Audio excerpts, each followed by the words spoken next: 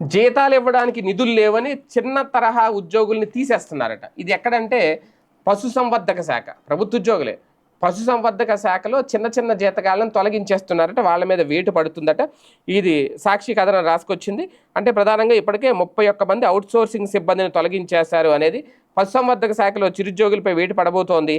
కేవలం జీతాలకు నిధులు లేక వీళ్ళని బయటికి పంపించేందుకు అధికార యంత్రాంగం సిద్ధమవుతుందట. రాష్ట్ర వ్యాప్తంగా పనిచేస్తున్న 28 బిజినెస్ ప్రాసెసింగ్ ఆపరేటర్ అంటే బీపీఓ, అలాగే టెలిఫోన్ ఆపరేటర్లతో పాటు 3 ఐటీ ప్రోగ్రామర్లు ఇందులో ఉన్నారు. జూలై 7వ తేదీలోగా స్వచ్ఛందంగా తప్పుకోవాలంటూ పశుసంవర్ధక శాఖ director doctor T Damodar Naidu termination order ఇచ్చారట. జీతాలు ఇచ్చేందుకు తగిన నిధులు లేని కారణంగా తొలగించాల్సి వస్తుందని ఆ ఉత్తర్వులు పేర్కొన్నారట. కేంద్ర ప్రభుత్వం అమలు చేస్తున్న పశు బీమా పథకం అమలు కోసం 2023లో పత్రికా నోటిఫికేషన్ ద్వారా ఈ 31 మందిని నాటి వైఎస్ జగన్ ప్రభుత్వం నియమించింది.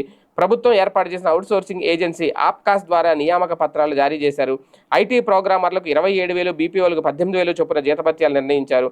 పేరుకు బీపీఓలుగా పోస్టింగ్లు పొందినప్పటికీ వీరు డైరెక్టరేట్తో పాటు జిల్లా కేంద్రాల్లో జూనియర్ అసిస్టెంట్లు సేవలు నిర్వహిస్తున్నారు. అయితే 2 నెలలుగా వేతనాలు ఇవ్వడం లేదు. అయినా వీరంతా నిబద్ధతతో పనిచేస్తున్నారు. ఇంతలో జూలై 7వ తేదీ నుంచి వీరిని తొలగిస్తున్నట్టు ఆదేశాలు జారీ కావడంతో వీరు ఆందోళనకు లోనవుతున్నారు. అసలు విషయం ఏంటంటే ఈ 31 మంది జగన్మోహన్ రెడ్డి హయాంలో అవుట్సోర్సింగ్గా నియమించిన ఉద్యోగులు అనమాట.